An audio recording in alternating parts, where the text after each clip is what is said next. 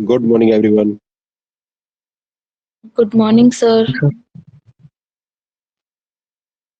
Sorry बेटा, actually ना मेरा मोबाइल मैंने रात को उस पर चार्जिंग पे नहीं लगाया था, तो मेरी चार्जिंग में थोड़ा टाइम लग गया। चलिए स्टार्ट करते हैं अपनी नेक्स्ट क्लास को। कौन कौन आया अभी? महिमा आ गई, आशीष आ गई है। अच्छा, वो नेहा नहीं आई अभी। क्या आगे नेहा आए नहीं आए? हम्म,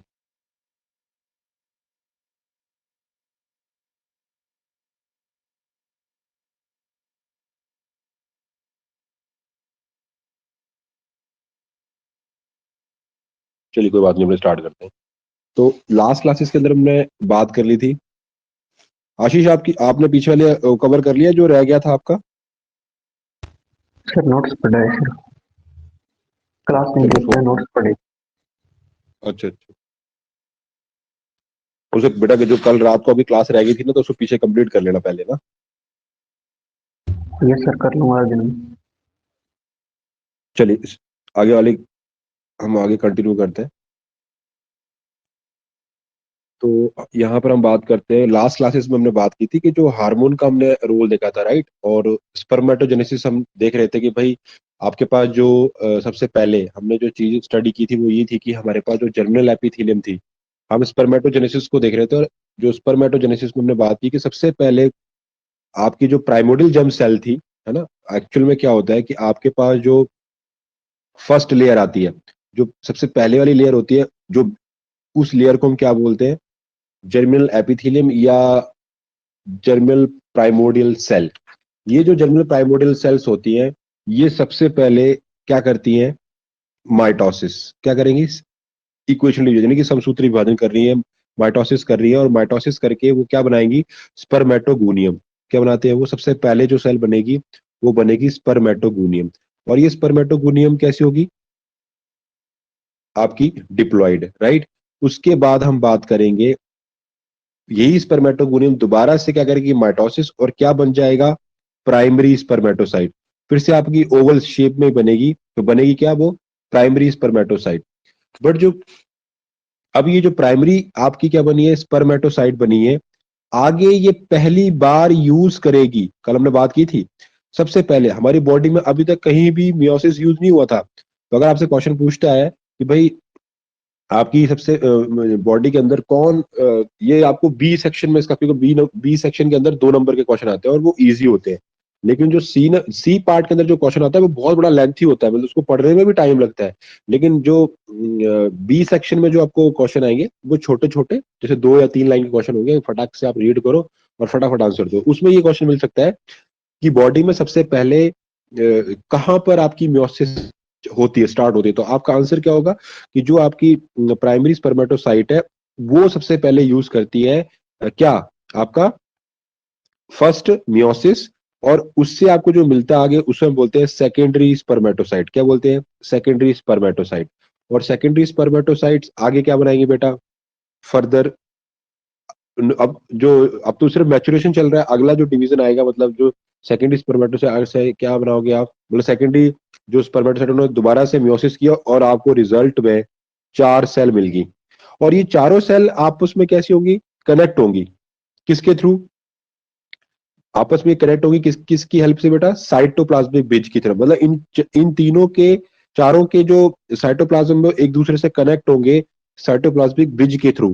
किसके थ्रू? Cytoplasmic bridge. और इसके बाद जो अगली स्टेज आएगी उसको आप क्या बोलोगे बेटा? स्पर्मेटेड, सॉरी स्पर्म क्या बोलोगे, या स्पर्मेटोजोआ। स्पर्मेटेड से क्या बनेंगे? स्पर्मेटोजोआ। लास्ट तो हमारे पास सबसे पहले वाली स्टेज कौन सी आ गई? स्पर्मेटोगोनियम। दूसरी स्टेज कौन सी आ गई थी? Primary spermatocyte. नेक्स्ट स्टेज कौन सी आ गई थी? Secondary spermatocyte. सेकेंडरी स्पर्मेटोसाइट से आपको क्या बने? स्पर्मेटेड। और स्पर्मेटेड से क्या बने बेटा? स्पर्मेटोजोआ या स्पर्म, एक ही बात होती है। जो स्पर्मेटोजोआ या स्पर्म होते हैं वो आपके क्या होंगे? मतलब जो आपके, और याद रखना ये अभी भी इमेच्योर है। स्पर्म मिच्योर तब होता है जब उसको क्या मिले? उसको सीमन मिले, है ना। जब वो उसे लिक्विड मिलेगा, उस लिक्विड के अंदर वो जब ऐड होगा तब जाके उसके अंदर मेच्योरिटी आएगी, मतलब उसके अंदर एक्टिवनेस आएगी, वो मूवमेंट कर सकता है। अभी ये मूव नहीं कर रहा, अभी आप ये मान लो कि ये एक मतलब विदाउट फंक्शनिंग वाला सेल है, ये मतलब ये काम नहीं कर सकता, राइट। लेकिन ये चीज रखना, स्पर्मेटोगोनियम से लेके हम बात कर रहे थे जो प्राइमरी स्पर्मेटोसाइट, सेकेंडरी स्पर्मेटोसाइट और स्पर्मेटेड, ये कैसे होते हैं, ओवल शेप। ये भी पूछा जाता है कि फिश लाइक कौन होता है और ओवल शेप कहां तक होते हैं। तो ओवल शेप के लिए spermatogonium, primary spermatocyte, secondary spermatocyte और स्पर्मेटेड, ये सारे ओवल शेप होते हैं और आगे वाली फिश लाइक हो जाती है। इतनी बात क्लियर है बेटा सभी को? बेटा इतनी बात समझ में आ गई सभी को? भाई मैं बेटा समझ में आया?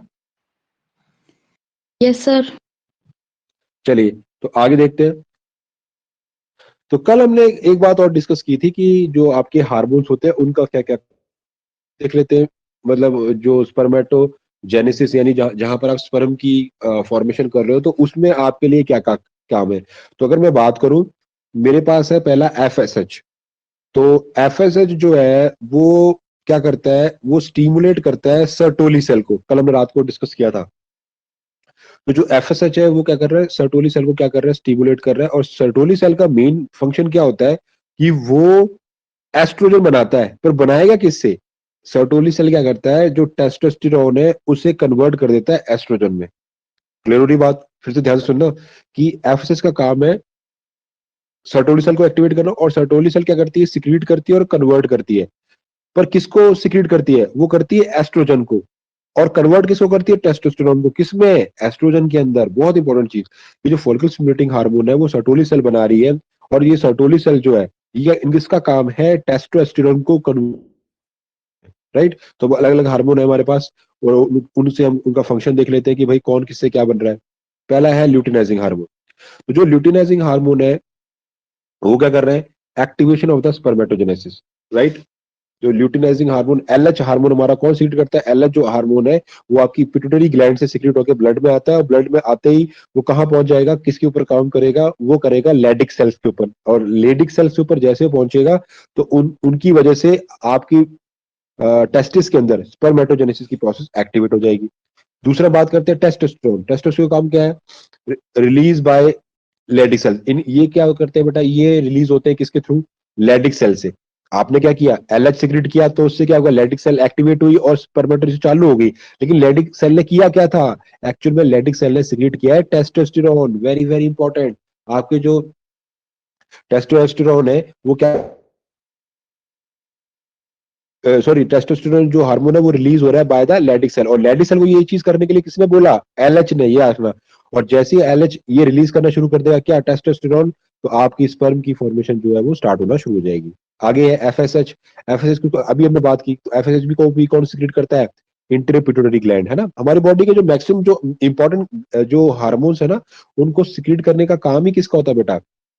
आपकी पिट्यूटरी ग्लैंड का, राइट। तो जो एफएसएच है यानी कि फॉलिकल स्टिमुलेटिंग हार्मोन, वो भी कौन सीक्रेट कर रहा है? इंटरपिट्यूटरी ग्लैंड। और उसका काम क्या है? सर्टोरल सेल को एक्टिवेट करना। जिससे क्या होगा, और ये सब काम कौन करवा रहे हैं? जो सारे जो फैक्टर्स है उनका रेगुलेशन करना। मतलब कि जैसे इंटीरियर पिट्यूटरी ग्लैंड ने एफएसएच को सिक्रेट किया, तो एफएसएच ने किसको एक्टिवेट कर दिया? सर्टोली सेल ने। और अब जितने भी नेसेसरी रेगुलेटरी फैक्टर है वो इस सर्टोली सेल के थ्रू बनाए जाएंगे। मतलब जैसे एस्ट्रोजन हो गया, और भी बहुत सारे काम है। जो आपकी जो सर्टोली सेल्स होती है, इनका कॉमन नेम होता है नर्सिंग सेल। ये पूरा पूरा रेगुलेशन करती है इस स्पर्मेटोजेनेसिस के ऊपर, इनकी पूरी नजर होती है, राइट। उसके बाद अब जब ये एस्ट्रोजन बन गया, और ये एस्ट्रोजन किसने बनाया था? आपकी सर्टोली सेल ने। किसको कन्वर्ट करके बनाया था? टेस्टोस्टेरोन। तो जैसे ही आपका एस्ट्रोजन क्या कर रहा है, अब क्या कर रहा है आगे फर्दर, इसके अंदर इस एस्ट्रोजन से क्या होगी, स्पर्म के अंदर मैचुरेशन आएगी। और ये बना कैसे है? टेस्टोस्टेरोन को कन्वर्ट करके बना है एस्ट्रोजन। और ये इसका मेन फंक्शन क्या है? स्पर्म की मैचुरेशन करना। मतलब एस्ट्रोजन क्या कर रहा है? स्पर्म की मैचुरेशन कर रहा है, राइट। अगला है ग्रोथ हार्मोन। जो ग्रोथ, वो क्या करता है? ये कहाँ से रिलीज होता है? ये भी इंटीरियर पिट्यूटरी से ग्लैंड होता है। और इसका काम क्या है? Regulation of metabolic activity in सेमनिफेरस tubule, है ना। इसका काम क्या है कि सारी की सारी मेटाबॉलिक रिएक्शंस को देखना। अब ये आप बोलोगे सर मेटाबॉलिक क्या होता है? पहले आपने पढ़ा हुआ कि भाई अगर बॉडी के अंदर भी फिजियोलॉजिकल रिएक्शन होती है, चाहे वो कैटाबॉलिक हो चाहे वो एनाबॉलिक हो। एनाबॉलिक का मतलब जब कुछ मोनोमरिक यूनिट्स को आप चीजों को जोड़ रहे हो तो वो होता है एनाबॉलिज्म या एनाबॉलिक रिएक्शन। और अगर आप किसी चीज का ब्रेकडाउन कर रहे हो तो वो होता है कैटालिटिक, राइट। उसको क्या बोलते हो? कैटालिटिक। तो अगर मैं बात करूं कि जैसे मेरे पास क्या है, मैं बोल रहा हूँ कि हमारे पास मेटाबॉलिज्म है, मेटाबॉलिज्म को आप कर दिया, एक तो आपका पास क्या हो गया, एक हो गया एनाबॉलिज्म या एनाबॉलिक रिएक्शन, और दूसरी क्या होगी, कैटाबॉलिक रिएक्शन। तो इन एनाबॉलिज्म और कैटाबॉलिज्म को इकट्ठा करके हम क्या बोलते हैं, मेटाबॉलिज्म या फिजियोलॉजिकल रिएक्शन।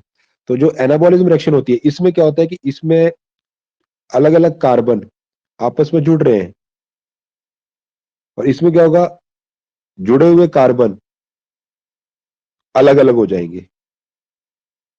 तो यहां आप देख रहे हो ना, ये जो मैंने आपको जो फर्स्ट वाली सिचुएशन बताई, ये जो सिचुएशन है यहाँ पे क्या है, कि कार्बन कार्बन क्या है, अलग अलग कार्बन थे, वो जुड़ गए बॉन्ड से अपने कोवलेंट बॉन्ड के थ्रू।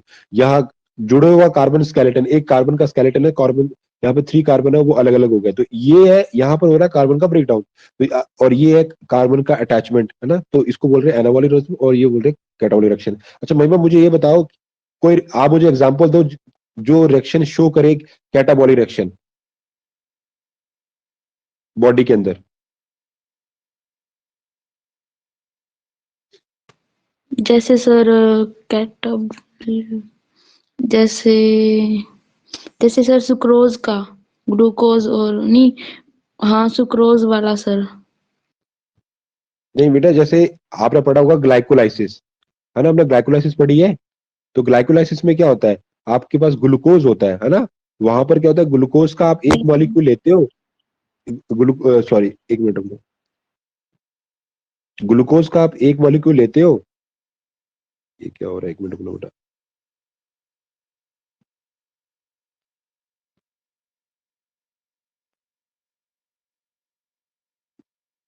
एक सेकंड बेटा।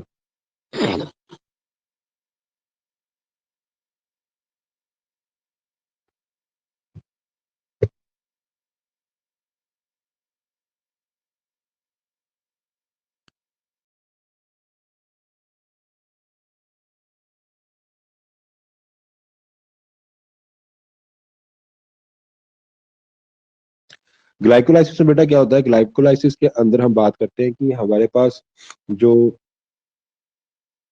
ग्लाइकोलाइसिस के अंदर हम क्या देखते हैं कि हमारे पास जो, ये क्या हो रहा है, एक मिनट रुकना बेटा, मेरा ये काम नहीं कर रहा है, एक सेकंड रुकना। हाँ जी। तो ग्लाइकोलाइसिस के अंदर हम देखते हैं कि हमारे पास जो जैसे ग्लूकोज होता है ग्लाइकोलाइसिस में, तो उसका ब्रेकडाउन चलता है 10 स्टेप के अंदर, है ना।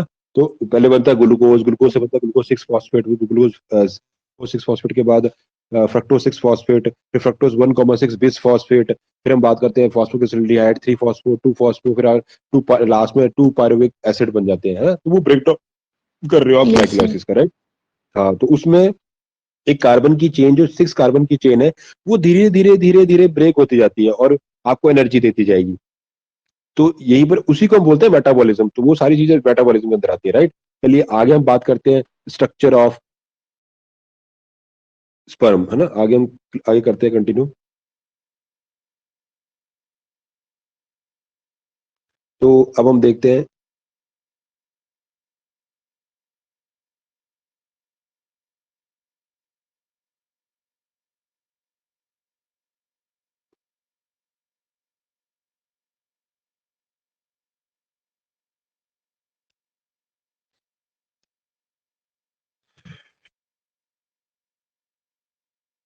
अब हमारे पास आ गया, नेक्स्ट आ गया स्ट्रक्चर ऑफ स्पर्म या स्पर्म्स स्ट्रक्चर। अब इसमें आपने नॉर्मल वैसे डायग्राम बनाया हुआ है, तो जो आपने वहां सीखा है पहले, जो अब थोड़ी सी चीजें और थोड़ी यहाँ पे टिपिकल होंगी, लेकिन नॉर्मल हमें पहले स्ट्रक्चर तो हमें याद ही हो।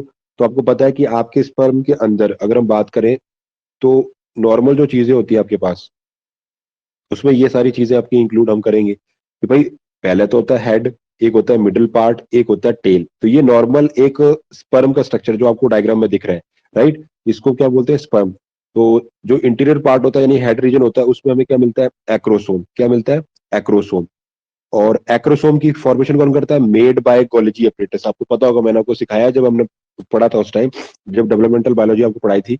तो एक्रोसोम क्या होता है, जो एक्रोसोम के पास एक्चुअल कौन से एंजाइम होते हैं, हाइड्रोलिटिक एंजाइम्स होते हैं, यानी कि उसको बोलते हैं हम हाइलुरोनाइडेज। ये याद रखना पड़ेगा आपको, ये सारी चीजें याद करनी पड़ेंगी। क्या होता है बेटा, हाइलुरोनाइडेज, ये कैसा एंजाइम है? प्रोटियोग्लाइकेन डाइजेशन, मतलब ये जो हाइलुरोनाइडेज जो एंजाइम है, जो आपको कहाँ मिल रहा है? एक्रोसोम के अंदर। ये जो मैंने मार्क किया हुआ ना, ये वाला एरिया, इसके अंदर क्या है? हाइलुरोनाइडेज एंजाइम, जिसका काम है प्रोटियोग्लाइकेन की डाइजेशन करना। मतलब जो जो ये एक्चुअल में कहाँ यूज होगा? जैसे ये फ्यूज करेगा किसको? ओवम को, उस टाइम आप इसको क्या करोगे बेटा? यूज करोगे, राइट? तो यहाँ पर हमारे पास क्या है कि जैसे ही जो आपका हाइलोरोनाइडेज है ना, हाइलोरोनाइडेज जो आपका एंजाइम है, वो क्या करेगा बेटा? आपकी हेल्प करेगा किसके ब्रेकडाउन में? प्रोटियोग्लाइकेन के डाइजेशन में। अब ये प्रोटियोग्लाइकेन कहाँ आ जाता है? जो प्लाज्मा मेम्ब्रेन होती है, उस वो किसकी बनी होती है? लिपिड और प्रोटीन की। तो उसकी डाइजेशन में आपको ये हेल्प करेगा। कौन हेल्प करेगा? हाइलोरोनाइडेज। दूसरा, उसमें और क्या होता है? प्रोटियोलिटिक एंजाइम, मतलब साथ में प्रोटीन, मतलब यहाँ पे प्रोटियोग्लाइकेन लिपिड वाली जो लेयर है, और ये प्रोटीन वाली जो लेयर है, उसको डाइजेस्ट करने के लिए दोनों एंजाइम कहाँ प्रेजेंट होते हैं? एक्रोसोम में। अब आप बोलोगे सर इसके पास ये कहाँ से है? क्योंकि एक्रोसोम की फॉर्मेशन किसने की थी बेटा? गोल्जी अपरेटस, सेल के अंदर। क्योंकि आपको पता है, पहले आपने देखा कि अभी इसके अंदर कहाँ से आया? क्योंकि बेटा जैसे आप देखते हो कि मैंने आपको कई बार बताया है पहले, जब हम बात करते थे, कि आपके पास आपकी बॉडी में जैसे ये आपकी क्या है? RBC cell. आरबीसी सेल जब अपनी इनिशियल स्टेज में होती है तो उसके पास न्यूक्लियस होता है, और बाकी सारे ऑर्गेनील, सारे जो भी अंदर ऑर्गेनील होते हैं वो प्रेजेंट होते हैं, राइट? लेकिन जैसे ही वो आपकी जो आरबीसी है, वो क्या हो रही है? बड़ी हो रही है, मतलब मैच्योर हो रही है। जब वो फंक्शनल हो जाती है, तब क्या होता है कि तब उसके अंदर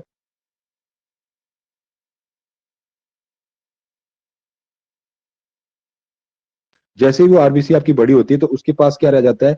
उसके पास सिंपल सारी चीजें वो बाहर फेंक देगा, सिर्फ हीमोग्लोबिन प्रोटीन अंदर रहेगी, बाकी सब कुछ, क्योंकि उसको कैरी क्या करना है? उसको ऑक्सीजन कैरी करनी है, राइट? तो वो अपना स्पेस बना रही है, सेम एज इट इज। ये जो आप स्पर्म देख रहे हो, ये स्पर्म पहले कैसे था? आपने देखा कि भाई जो हमारे पास पहले स्पर्मेटोगोनियम बनी, फिर हमारे पास प्राइमरी स्पर्मेटोसाइट बने, फिर हमारे पास सेकेंडरी स्पर्मेटोसाइट बने, फिर हमारे स्पर्मेटिड बने, फिर हमारे क्या बने लास्ट में? स्पर्मेटोजोआ या स्पर्म।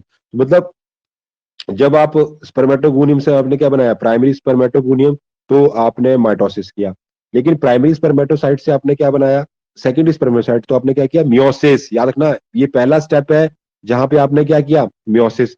उससे अगर आपने प्राइमरी स्पर्मेटोसाइट से क्या बनाए? सेकेंडरी स्पर्मेटोसाइट, तो आपने फिर आपने क्या यूज किया? Meiosis second. कौन सा किया बेटा? Meiosis second. और लास्ट में जब हम बात करते हैं, लास्ट में क्या बना आपका? ये मेच्योर होकर किस में कन्वर्ट हो गया? स्पर्म। तो जब ये स्पर्मेटेड से क्या बनाया इन्होंने? स्पर्म बनाया। तो वो सिर्फ मॉडिफिकेशन थी, उसने अपने स्ट्रक्चर, अपने फिजिकल स्ट्रक्चर में चेंज किया। वो ओवल थी, लेकिन जैसे उसने स्पर्मेटेड बनाया, तो स्पर्मेटेड के लिए वो फिश लाइक डायग्राम में चली गई। मतलब उसने अपने आप को किस में कन्वर्ट किया है? उसने अपने आप को एक फिश लाइक स्ट्रक्चर के अंदर कन्वर्ट कर लिया, राइट? इतने बेटा समझ आ रहा? सभी को समझ आया? Yes sir. Yes sir. तो अब हम इसको देख रहे हैं कि हमारे पास क्या होगा, कि हमारे पास जो आपका स्पर्म का जो हेड है, उस हेड के अंदर हमें मिलता है एक्रोसोम, और एक्रोसोम की जो फॉर्मेशन है ड्यूरिंग, जब वो स्पर्मेटेड से आपका स्पर्म बना, तो कि बाकी सारे ऑर्गेनिल की डेथ हो गई, सिर्फ गोल्जी अपरेटस बचा। उस गोल्जी अपरेटस ने मरते मरते सेक्रीफाइस करते हुए अपने आप को एक्रोसोम के आगे, एक्रोसोम में कन्वर्ट कर लिया, और वो एक्रोसोम अब आपकी टिप पे बैठा है, और उसके अंदर जो एंजाइम आए हैं वो कौन सा है? हाइलोरोनाइडेज और प्रोटियोलिटिक एंजाइम, राइट? दूसरा, इसके अलावा यहाँ पर और क्या होते हैं? G actin proteins. कौन सी होती है बेटा? G actin protein. और ये एक्टिन कहाँ होते हैं? अगर आपको याद होगा, आपने एक चैप्टर पढ़ा होगा मसल कंट्रैक्शन का, तो वहां पे आपके पास थिन और थिक फिलामेंट होते थे। याद आ रहा होगा शायद, थिन और थिक फिलामेंट, याद है आपको? आपने फिजियोलॉजी के अंदर पढ़ा होगा मसल कंट्रैक्शन वाला चैप्टर। और उसमें, सर। हाँ, उसमें हम क्या करते थे? हमारे पास एक थिक फिलामेंट होते थे, और उसके बगल में थिन। विराज बेटा ये चल नहीं रहा, क्या बोलते, पेन चल नहीं रहा, पता नहीं, फोन शायद हैंग कर रहा है, इसलिए ये चल नहीं रहा है।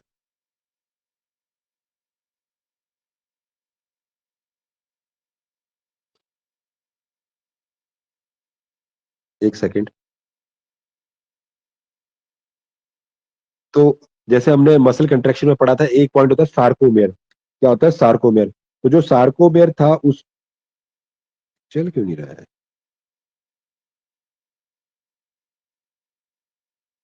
एक सेकंड रुकना बेटा।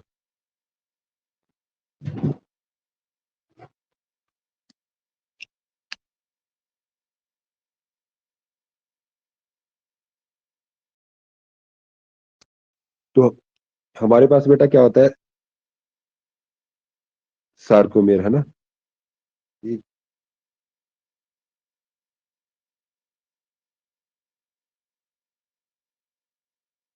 तो हमारे पास होते हमारे पास क्या होता है बेटा, जैसे अगर हम बात करें, ये क्लास ऑफ करनी पड़ेगी शायद तभी, अब चलो चलने दो। अब यहाँ पर क्या है कि जैसे आपने याद करो कि आपने सार्कोमेर के अंदर, सार्कोमेर एक वो आपकी जो आपकी मसल सेल होती है उसकी फंक्शनल यूनिट होती है ना। जहां पर फंक्शन होता है, कंट्रैक्शन होती है ना आपकी, जैसे आप फॉर एग्जाम्पल आपने पेन को होल्ड किया हुआ हाथ में, तो होल्ड करने के लिए आपको क्या करना पड़ेगा, अपनी मसल सेल्स में कंट्रैक्शन करनी पड़ेगी। और वो जो कंट्रैक्शन है, वो जो आपकी कंट्रैक्शन है, वो कैसे पॉसिबल हो रही है।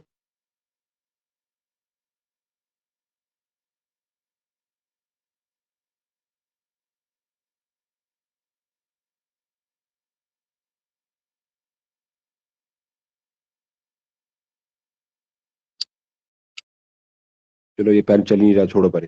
तो अब उसमें क्या है कि आपके सेंटर में क्या होता है, आप में थिक फिलामेंट होते हैं और बगल में उसके थिन फिलामेंट होते हैं। तो जो थिक होते हैं उसे हम बोलते हैं मायोसिन, क्या बोलते थे, मायोसिन फिलामेंट। और जो आपके थिन फिलामेंट होते थे उनको हम क्या बोलते थे, एक्टिन, है ना। तो यहाँ पर हमारे पास क्या है, यहाँ पर वही फिलामेंट या अवेलेबल है जिसको हम बोल रहे हैं जी एक्टिन प्रोटीन। क्या बोल रहे हो, जी एक्टिन। जी एक्टिन का मतलब ग्लोबुलर, ग्लोबुलर एक्टिन प्रोटीन। और जब ये ग्लोबुलर मतलब गोल गोल से, जैसे ओवल शेप में, जब ये जी एक्टिन प्रोटीन आपस में अटैच हो जाएंगे, तो वो क्या बनाएंगे आगे बेटा, जब ये जी एक्टिन प्रोटीन आपस में अटैच हो जाएंगे तो आपके लिए क्या बना के देंगे, वो एफ एक्टिन प्रोटीन। वो बाद में बन जाते हैं एफ एक्टिन। और वो फिर एफ एक्टिन को ही हम क्या बोलते हैं, थिन फिलामेंट, क्या बोलते थे, थिन फिलामेंट। ये भी बन नहीं रहे मेरा ना, ये चल नहीं रहा पेन ना। एक बार दोबारा ट्राई करता हूँ। हम्म, एक तो रुकना।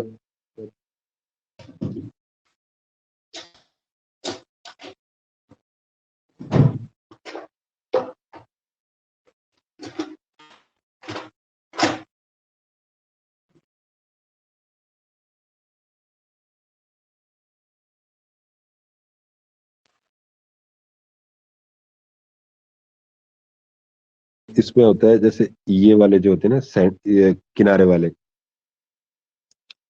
ठीक है। अब ये जो सेंटर वाला है इसको बोलते हैं थिक फिलामेंट, और जो ये पतले वाले हैं उनको बोलते हैं हम थिन फिलामेंट। ये थिन फिलामेंट एक्चुअल प्रोटीन, ये भी प्रोटीन है, इसको बोलते हैं मायोसिन प्रोटीन। और ये प्रोटीन कौन सी होती है, एक्टिन प्रोटीन। लेकिन ये एक्चुअल में होते क्या है, अगर इसको आप देखो तो ये आपके छोटे छोटे क्या है, प्रोटीन है ये प्रोटीन है ओवल शेप की प्रोटीन होती है। जब अलग अलग हो, ये जो अलग अलग हो, तब आप इसको क्या नाम देते हो, इसको आप नाम देते हो G actin protein, globular actin protein. But ये जब ये प्रोटीन्स कैसे हो जाएं, जब एक लीनियर में, एक लाइन में खड़े हो जाएं, तब एक फिलामेंट बन जाता है। जैसे ये फिलामेंट बना हुआ है, उसको बोलते हो आप, क्या बोलते हो, एफ। जब वो एक लाइन में आ जाएंगे तो फिलामेंट बन जाएगा, तो तब उसका नाम पड़ जाता है फिलामेंट। जैसे जो जी एक्टिन प्रोटीन थी, जी एक्टिन प्रोटीन कैसी होती है, ओवल गोल शेप में, ऐसे गोल गोल, जैसे ये बनी हो ना गोल गोल प्रोटीन। जब यही जी एक्टिन प्रोटीन एक फिलामेंट की फॉर्म में खड़ी हो जाएगी तो उसको आप बोलोगे एफ एक्टिन प्रोटीन, क्या बोलोगे, एफ एक्टिन। तो ये हमारे पास फिर एक फिलामेंट की तरह काम करता है उस फिलामेंट को। और वो होता कैसे है, वो थिन होता है, क्योंकि मायोसिन वाला जो फिलामेंट है वो थिक होता है, बहुत ज्यादा मोटा होता है वो, राइट। और वो सेंटर में होता है, और ये कौन सा होता है, ये किनारे होता है इसके। तो फिर आपको पता है ये यहाँ पर स्लाइडिंग होगी और यहाँ पे फिर कंट्रैक्शन। जेड लाइन आपने पढ़ा होगा, वहां पे जेड लाइन पड़ी होती है, इस तरीके से जेड लाइन होती है ना। और जेड लाइन, दो जेड लाइन के बीच का जो डिफरेंस होता है उसको हम बोलते हैं सार्कोमेर, क्या बोलते हैं उसको, सार्कोमेर।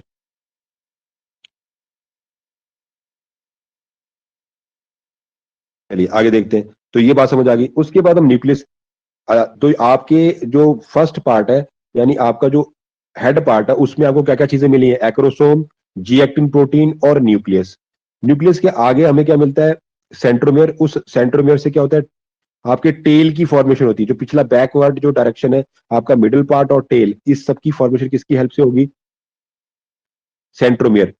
अब आप देख रहे हो सेंट्रोमियर में से आपको छोटे ये जो यहाँ पर फिलामेंट दिख रहे हैं ना, इसको हम लास्ट में क्या बोलते हैं, एक्सोनीमा।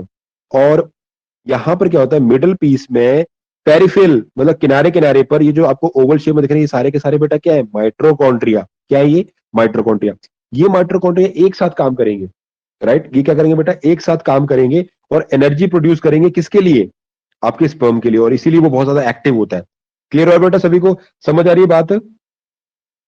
Yes sir. Yes sir. ठीक है। तो यहां पर क्या होता है कि यहाँ बाकी सब कुछ उसने फेंक दिया है, सिर्फ न्यूक्लियस रखा है और माइटोकॉन्ड्रिया रखे हुए हैं, जी एक्टिन प्रोटीन है, और बाकी क्योंकि एक सेल के अंदर सारे ऑर्गेनिज्म होते हैं, राइबोसोम, सॉरी प्लांट तो है नहीं, ये तो एनिमल है। तो जैसे आपके पास और क्या हो सकते हैं, Golgi apparatus, ER, endoplasmic reticulum, है ना, फिर राइबोसोम्स, लाइसोसोम्स, पेरोक्सी सेल, बहुत सारा कुछ होता है सेल के अंदर, वो सब कुछ उसने डिलीट कर दिया। इसने बस क्या रखा हुआ है, इसने रखा हुआ सेंट्रोमियर, और सेंट्रोमियर से क्या निकल रहे हैं आपके, आपकी ये फिलामेंट निकल रहे हैं, और माइटोकॉन्ड्रिया रखे हुए, जी एक्टिन प्रोटीन है और एक्रोसोम है, बस ये चीजें अपने पास रखी हैं, और इन्हीं चीज की इंपॉर्टेंस, और मेन आपका न्यूक्लियस। और ये न्यूक्लियस कैसा है, हैप्लॉइड। कैसा है बेटा, हैप्लॉइड। और ये कैसा है, कंडेंस न्यूक्लियस है। और यहां पर क्या प्रेजेंट है आपके पास, प्रोटाएमीन्स। क्या प्रेजेंट है इसके अंदर, प्रोटामीन्स। और ये कैसे होते हैं आपस में जुड़े, किसके थ्रू है, डाई सल्फाइड लिंकेज के थ्रू। किसके किसकी हेल्प से जुड़े हैं बेटा, डाई सल्फाइड लिंकेज के थ्रू। अब उसने कहा कि जो आपके पास न्यूक्लियस है, उस न्यूक्लियस के अंदर जो आपका न्यूक्लियस है वो कंडेंस है, और वो किस क्वालिटी का, मतलब उसके अंदर है क्या, प्रोटाएमीन्स। क्या है उसके अंदर, प्रोटाएमीन्स, ये याद रखना पड़ेगा आपको, राइट। और यहाँ पर क्या हो रहा है, जो माइटोकॉन्ड्रिया है वो क्या जनरेट कर रहे हैं यहाँ पे, वो एटीपी की फॉर्मेशन करेंगे, तो उससे इसके अंदर एक्टिव। तो यहाँ पे आप देख रहे हो नंबर ऑफ माइटोकॉन्ड्रिया बहुत ज्यादा है ना। तो और वो एक लीनियर अरेंजमेंट में है यहाँ पर, वो भी कहाँ पर, सिर्फ मिडल पीस पे, और आगे क्या आपकी सिर्फ टेल है, और उसको हम क्या बोल रहे हैं, एक्सोनीमा। और इसमें अरेंजमेंट हमें कौन सी मिलेगी, याद होगी आपको, 9+2 की अरेंजमेंट है बेटा। कौन सी अरेंजमेंट है,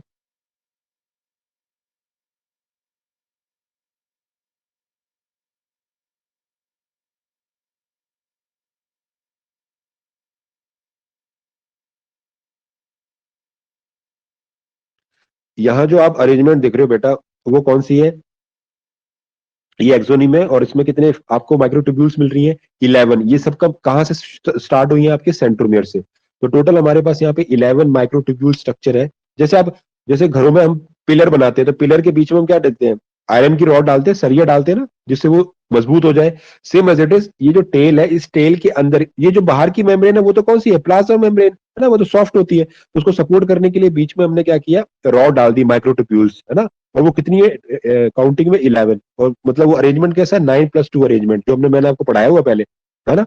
जो पेरिफेरल रीजन पे होती है वो 9 होती है, 2-2 की पेयर्स में, और जो सेंटर वाली होती है वो कितनी होती है, 2 होती है, लेकिन होती सिंगल सिंगल है।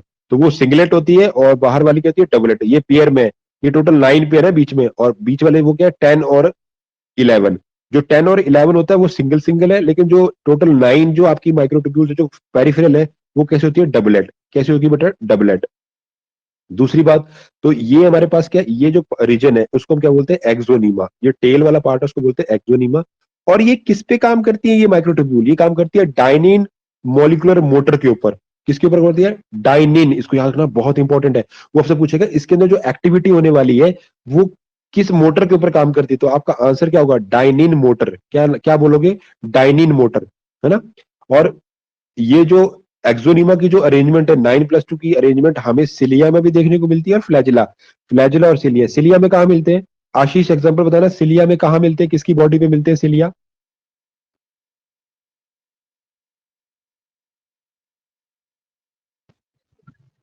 सर पैरामीशियम में। हाँ शाबाश बेटा, जो आपके सिलिया है वो हमें कहाँ मिलते हैं, पैरामीशियम में। महिमा बताना, फ्लैजिला कहाँ मिलता है हमें बेटा। यूग्लिना। वेरी गुड बेटा।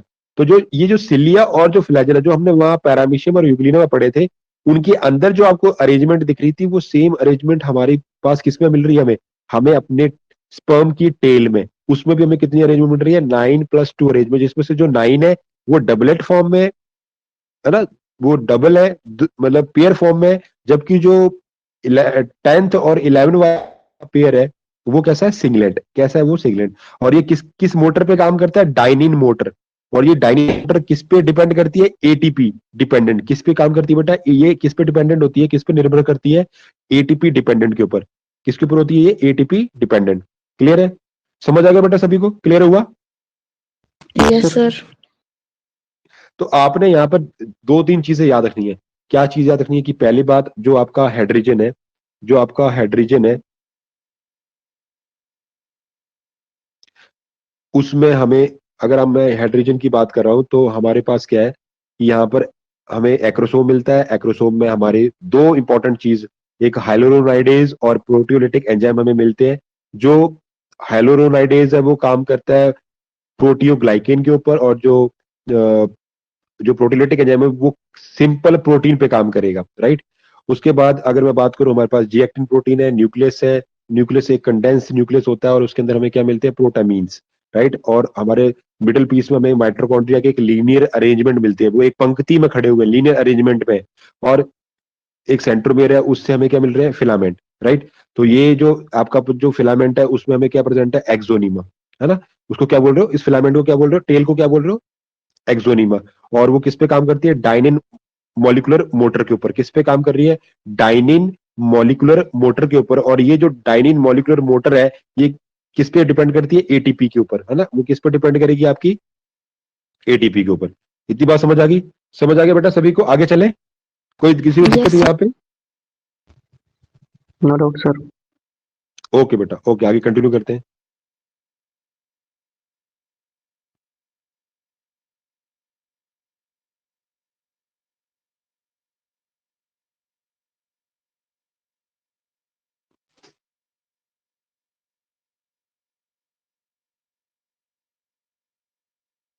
नेक्स्ट हम आगे कंटिन्यू करते हैं बेटा।